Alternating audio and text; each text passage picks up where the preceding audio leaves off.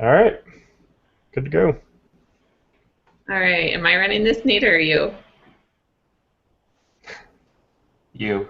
Okay, sounds like me. All right. Just really quickly, general announcements are the same as always. If you would like a free PHP Storm license and you are a Backdrop contributed developer, you can send an email to info@backdropcms.org. You need to be a member of the actual contrib group on GitHub because that's where the PHP Storm folks check to see if you're allowed to have it.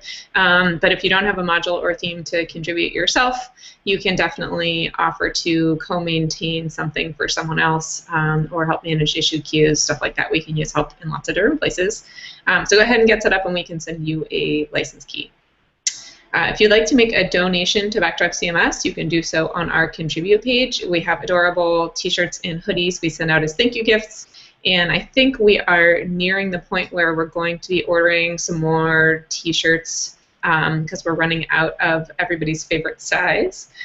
So I think if we can get one or two more hoodie level donations, we'll be ready to order those shirts. So that's kind of exciting. If you are interested in setting up a local development environment using Calabox, they support Backdrop natively, which is great. It uses Docker. You can find out more about Calabox at calabox.io.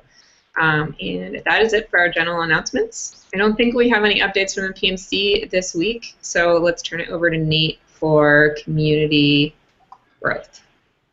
Hey, so another exciting week in the world of Backdrop Contrib. It looks like VCAD and DKN have been porting modules, which is great to see. So we've got 271 total projects for Backdrop CMS listed on GitHub. 5 new projects have been created since last meeting. There are 184 total projects on backdropcms.org, 2 new ones with official releases since last week.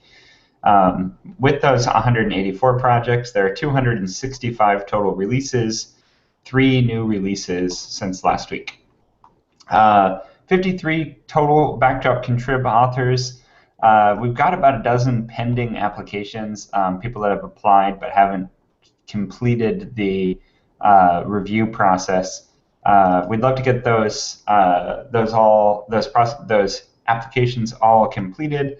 All of them are just waiting on the original authors to come back and put up their code or do some last reviews. So we've been doing a good job reviewing the applications that come in.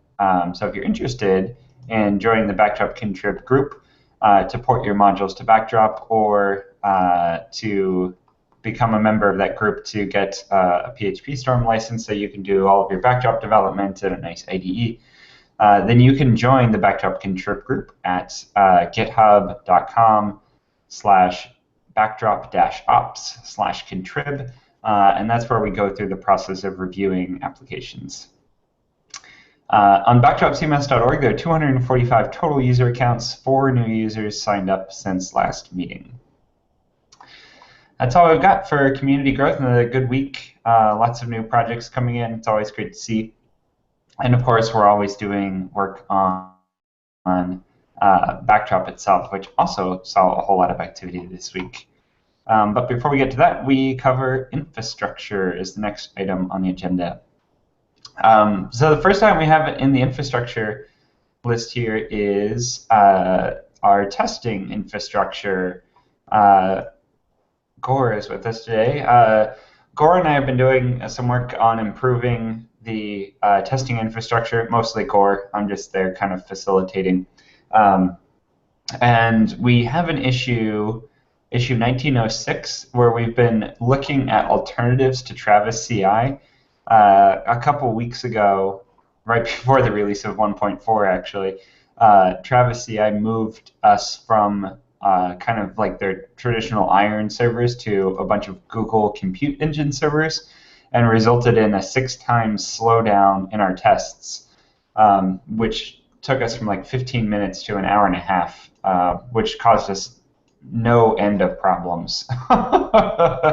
So we've gotten that a little bit under control by speeding up our tests. Our tests run in half the time as they did before, and then also threading them so that we split it up across 6 requests instead of just doing 2 requests to get it into that Travis CI as a 50-minute time limit.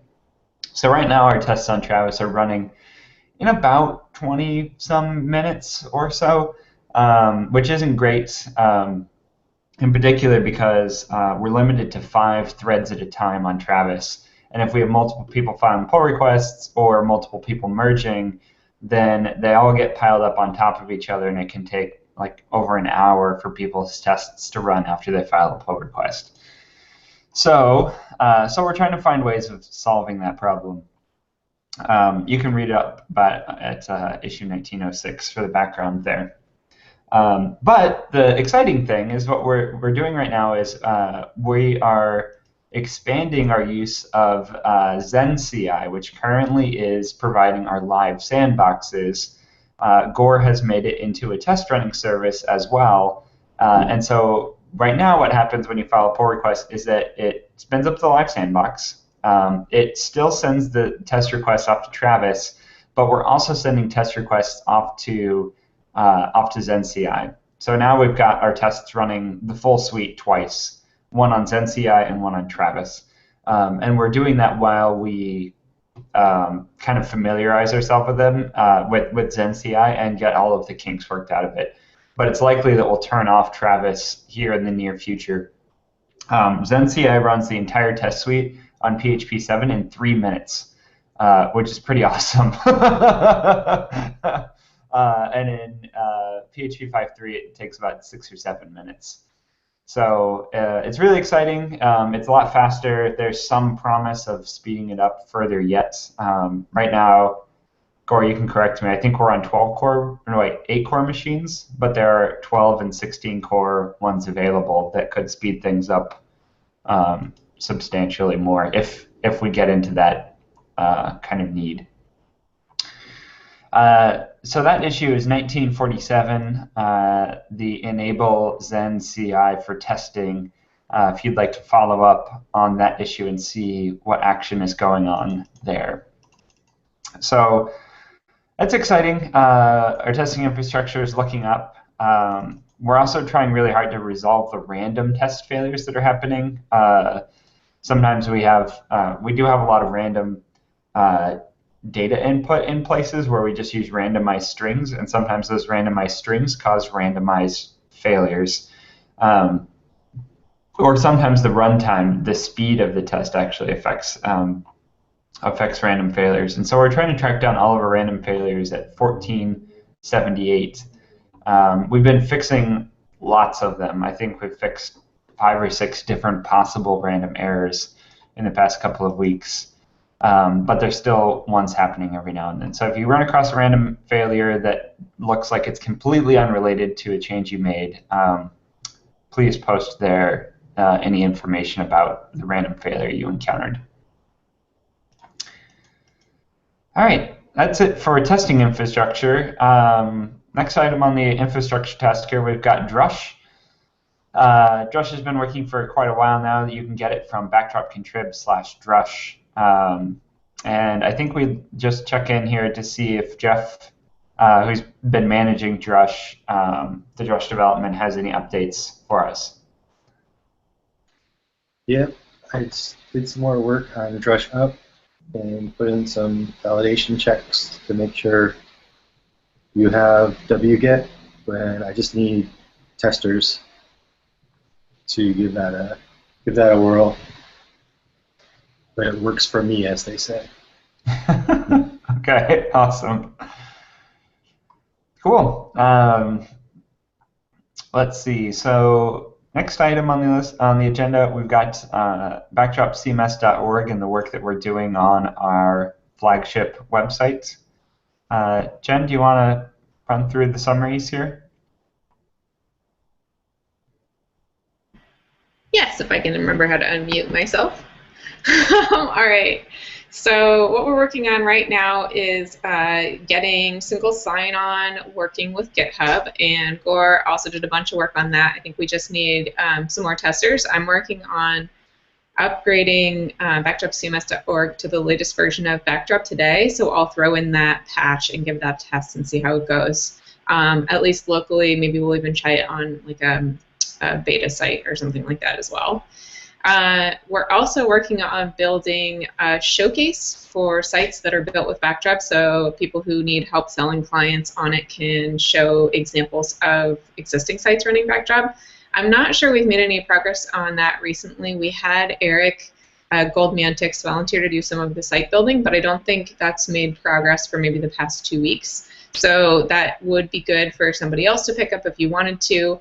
But we also have Darius working on design for that now. So the architecture might change a little bit. It looks like we're going to have 3 different fields for various different size images. So if you want to do desktop, tablet, and mobile, that will be a little bit different than our original outline. So it might be best to wait for designs before we go too far on that. But we could use some additional volunteers in that area. I also added a new item here for documentation because I know that Doc Wilmot and Andy Biolithic have been working on documentation, and that's kind of their focus for this whole release cycle. So I put a section in here just to be able to say thank you guys for all of the work that I know you have been and will continue to put into that. And hopefully you have everything you need in terms of access to the site. After I do the update today, I'm likely to break the access to unpublished nodes thing, so definitely let me know if that gets broken after today, and I'll try and fix it. But anyone else who wants to work on that, I know Klonos, you might be interested in that too. There is going to be a whole bunch of new documentation coming out here in the next little while. We could use a lot of help with that. Forums, which is the next bit. This is also kind of related to documentation. I've created a couple of follow-up issues from the major issue. We had issue number 18, which is something we've been talking about for a long time, is setting up a forum.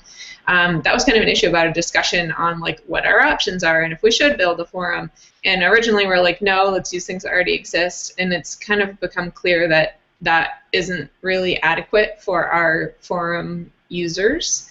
And so I've been looking at WordPress's example of a forum for types of content we might want to include if we did our own. And that I have an issue there that's number 249 for which forums we actually want, like how many and what kind of content they should cover. And then I have another issue, number 250, which is kind of the technical implementation details on what it would look like to build a forum in terms of running into some of the limitations that like Gore's run into running a 777 forum, running into some of the technical challenges that we're going to face by not having a forum module, and then maybe using what we create to release a better contrib forum for Backdrop that would bundle some default configurations and stuff like that. So there's some technical questions on how, and I think that once we kind of iron out what our path forward is, that'll also help us answer the question of should we. Once we know it's like technically possible and not too much work, then that answer will become yes. But if we hit some horrible stumbling block where it's like we can't do this because of X, then the answer might become no. I'm not expecting that to happen, but I do think we need to do a little bit more research there. Okay, that's cool. Doc Wilmot just said he's working on porting the Brain Forum module. I'll take a look at that and see. That could also be super useful for us as well. And then a bunch of other stuff that we are currently working on backdropcms.org. The usage statistics, we want to make those visible on individual project pages and information about Backdrop itself. We want the find module scenes and layout pages to be a little bit more intuitive and show some more information about the projects. We want our blog, news, announcement section, and event listing to have a design review to make sure that they are adhering to the rest of the aesthetic of our site.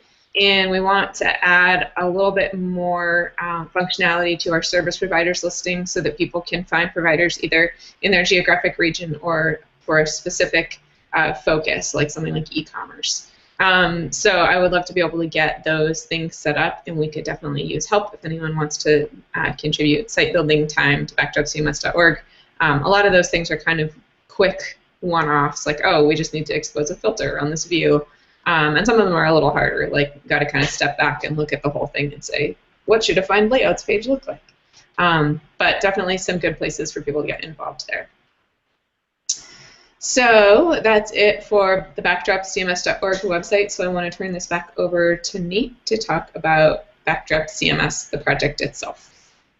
Thanks, Jen.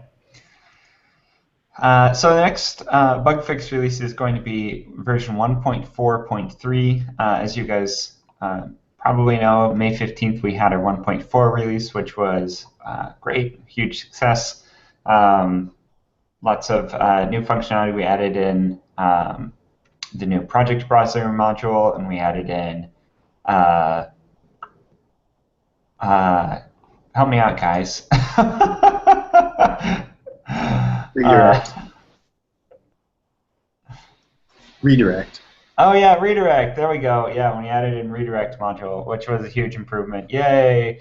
Very exciting features that that we added in 1.4. Gosh, if it's not on the agenda, you know, it doesn't exist in my head. Anyway, so the next bug release, 1.4.3, is an as-needed bug fix release. We don't have any real critical issues that are queued up, so we really can make a bug fix release at any time, but there's not really any dire need to do so. If you'd like to see what is scheduled for the next bug fix release, or have something you'd like to be added to the bug fix release, then check out the milestone in the GitHub issue queue for 1.4.3. So the next minor release is September 15th, 2016, the editorial experience release, which has got a number of big ticket items on it. Let's see, the first one we've got on here is the references module. We don't yet have an entity reference type module or any kind of reference module in core, but we'd like to add one. The issue is issue 1301 for tracking work on the reference. I can never remember if it's references or reference is.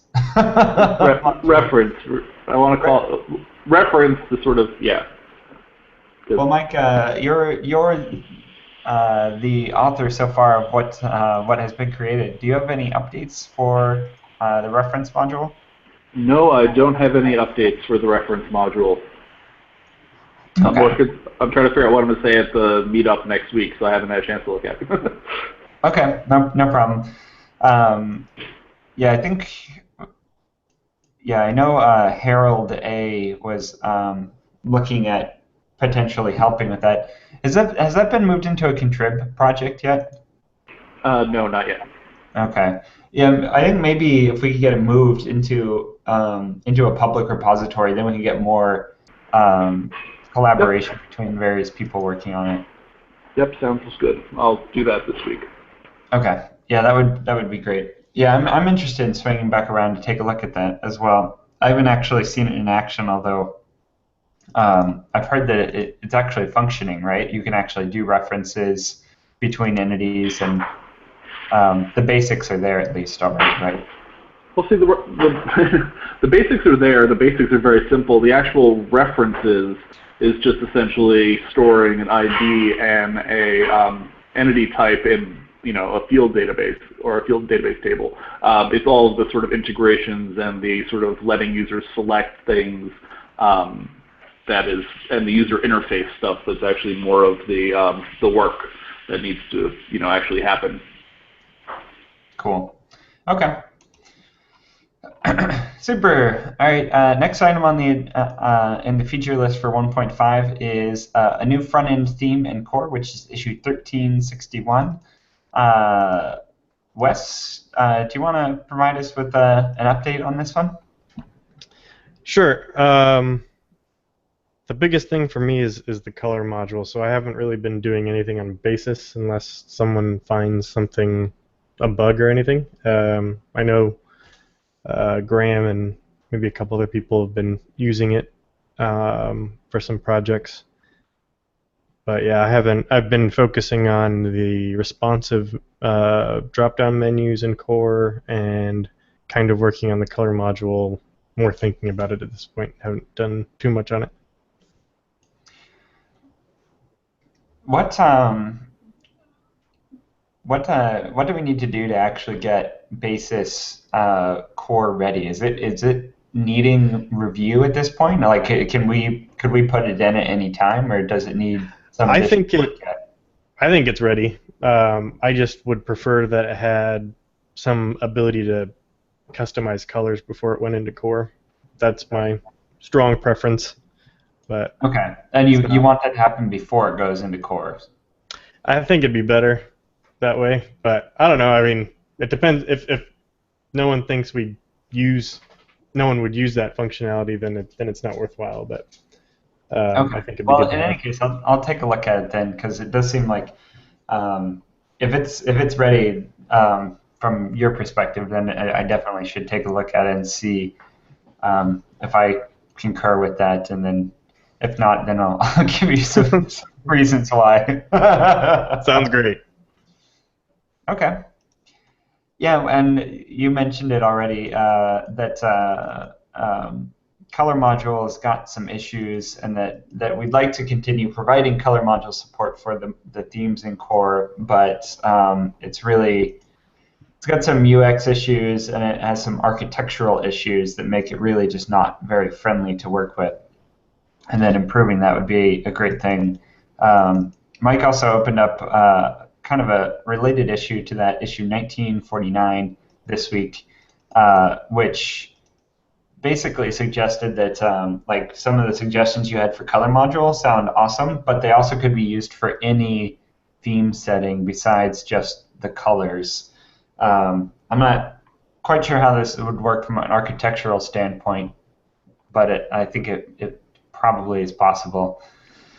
I have no idea either, but I thought I'd open it up. I mean, I think the big thing is that, you know, themes have more settings than just the color, and treating color separately than other things, like whether the tab should be rounded and whether there should be a footer or something like that. Like, we should just provide a single interface for themes to provide settings and not have color be separate. Yeah. Okay, so I thought maybe you were saying that maybe we don't need color module so much as making it easy to put color settings in theme settings, or was I misunderstanding?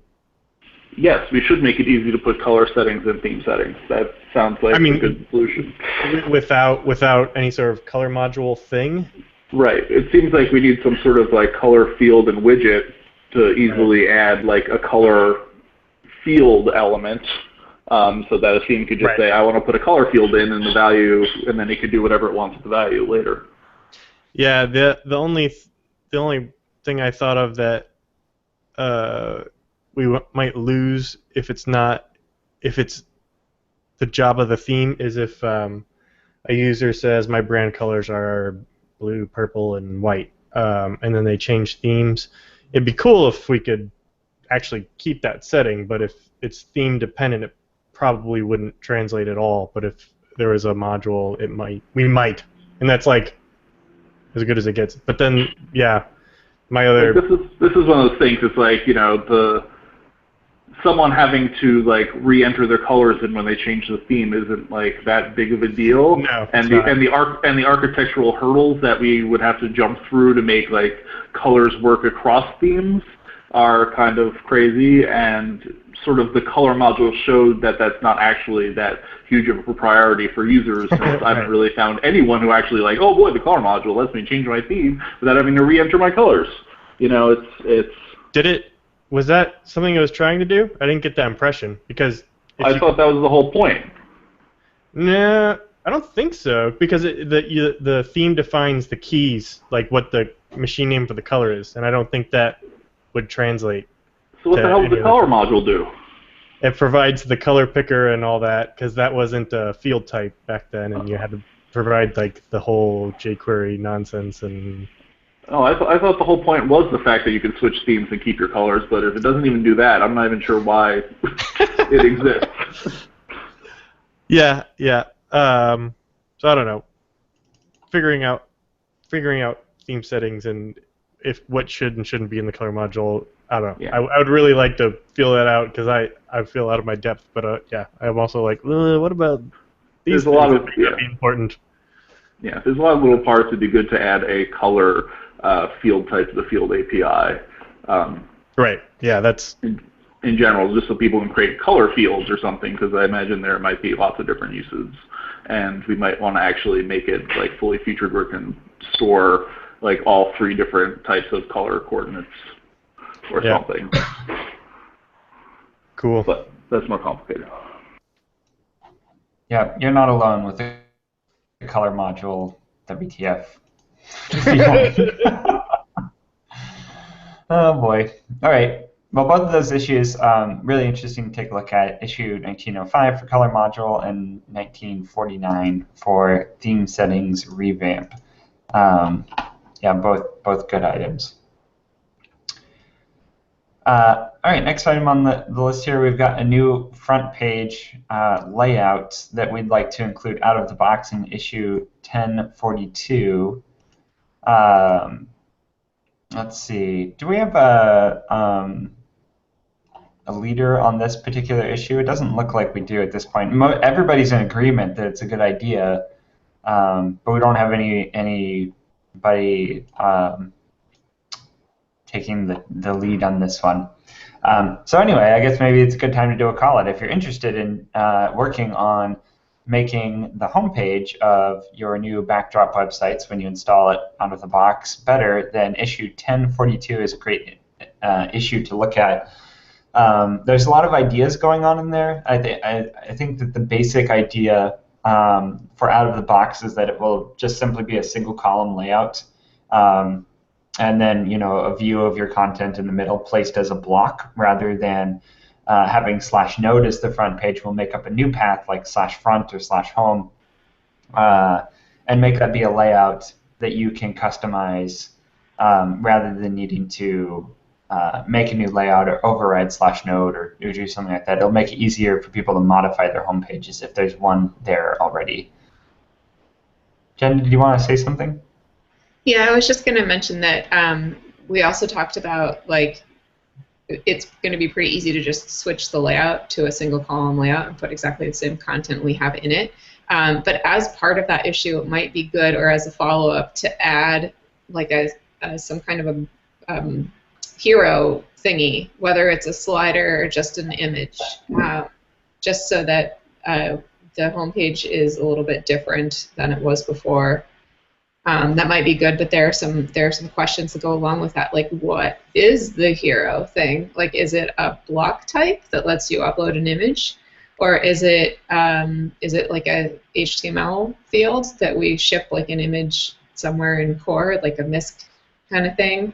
There's just a bunch of questions there that need to be answered to figure out how we actually build a hero before we have fieldable block type thingies. There is issues for that, right? We have done this before. I don't know what number it is. I can find it and add it in here. We talked about on the design meeting, I was going to try making some CTools content types that you could just add to layouts and see how those feel for being a contrib or core thing, and hero being one of them. That could be a temporary solution, in which case it would be contrib and not core. But, yeah, thought. But then there's the whole making fieldable entity something or other blocks. We should look at the issues. Let's look them up, and someone maybe just ping them and put comments in and get the discussion re-rolling on this stuff, maybe. Yeah, it's issue 1152. I posted it into the agenda. Oh, thank you. All right, yep. Both issues that could use revisiting and a point person to actually handle championing that work. Okay, next item on the agenda is improving the rich text editor, which we've got a large meta issue at 1087. Some items of which are just long-standing bugs that we've got in the rich text editor. And as always, those bug fixes don't need to wait for 1.5. But we would like to put a focus on the rich text editor experience and improving it. There's some items that do need to wait, like reworking the filter tips, improving the text format UI, adding in new buttons to CK Editor. Things like a code tag right now is ridiculously hard, which is really inconvenient for a bunch of developers such as ourselves when we have writing a blog post like on backdropcms.org and we can't do a code tag. It's quite frustrating. So we'd like to improve a lot of those items. There's a whole list of things, issue 1087. Most of them are up for grabs if you're interested in taking on one of them. Some of them are small tasks, some of them are larger ones, and we'd like to get the ball rolling on improving the rich text editor one item at a time. That's it that we've got for the 1.5 release. New stuff can still crop up that we could implement in 1.5. We do have two special tags, the square bracket UX and square bracket DX tags on GitHub that we're always trying to do continuous improvements in our minor releases. So if you have anything that is a UX or DX improvement, we'd love to see it improved as soon as possible. And we're always open to including new features in minor releases that aren't on the agenda, but the items that are in the agenda are kind of where our focus is for the next release. So let's see, that's all we've got for the 1.5 release updates. News and announcements. We've got an official schedule of blog posts that will come up on backdropcms.org under the backdropcms.org issue queue, issue 158. The next item next blog post to be written is on my plate for writing up about our new core committers. That's Jeff, Doc Wilmot. I'd actually like to include you in there as well, because a lot of people don't know that that we have multiple core committers. It's not just me. We've actually got 3. So that's awesome. If you have an idea for a blog post or would like to write up a blog post, you can comment on issue 158. And if you just want to write something up on backdropcms.org, you can do so. Everybody, or maybe not everybody, everyone with the editor role can write up a blog post on backdropcms.org. If you don't have that role, we're happy to give it to anybody. And then you can write up blog posts.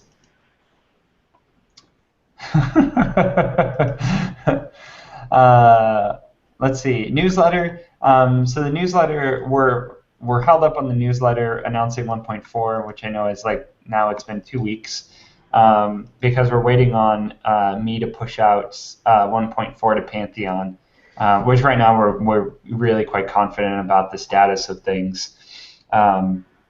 And we should just push that out as soon as possible. Oh, we also have a whole tag for marketing type items under the backdropcms.org website. If you visit github.com/backdrop-ops, the backdropcms.org issue queue, then there's a whole label for marketing tasks. And if you're experienced in marketing, it's probably the area that we need the most help in. Like, of everything, marketing is probably our weakest strength. And so if you're into marketing and you're watching this video and you think, oh, I love marketing, or I can write up blog posts or newsletters, or I like managing social media accounts, any of those things, you can check out that tag to see areas that we need help and volunteer. And we'd love to have additional help in marketing. Sprints every Thursday. That's today. We do Backdrop Day. It's when Jen and I and a lot of people here in this call, we set aside some time to work on Backdrop, and our primary place of communication is in the GitHub issue queue, github.com/backdrop/backdropissues. You can also check us out on Gitter, where we have more real-time conversations, gitter.im/backdrop/backdrop-issues. We also have an IRC channel, though it's not frequented very often anymore. IRC freenode.net/backdrop. And we have an ongoing Reddit channel if you're interested in Reddit, and that's where you do your communications. You can also check us out, reddit.com/r/backdrop. Upcoming Backdrop events, you can check out the calendar, backdropcms.org/events. CivvyCon is happening right now, actually, and obviously we are not there. At least the people in this meeting are not there. But it is a backdrop-friendly event. We've been working on making Civi and Backdrop compatible with each other, although that's not fully done yet. We're still making some progress on that. We had hoped to be there and promote Backdrop and Civi together, but I'm afraid that did not happen. We did not have the time available to actually make it out there. So if you're interested in the Civi and Backdrop, we still love Civi. We are working hard to make it compatible. And if you're at CivvyCon, I hope that you spread the good word about Backdrop. Let's see, there's a whole bunch of other events that you can check out at that page. There's also an iCal feed that you can get from the agenda that links to a Google Calendar full of upcoming events that are Backdrop friendly or have Backdrop talks happening at them.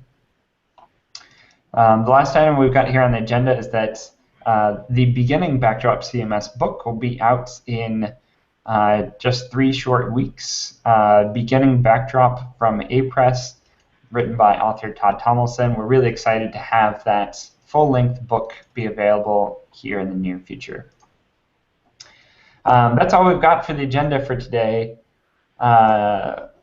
We usually at the end of the meeting have open discussion. If we have anything that anyone in the meeting would like to bring up, we can talk about it.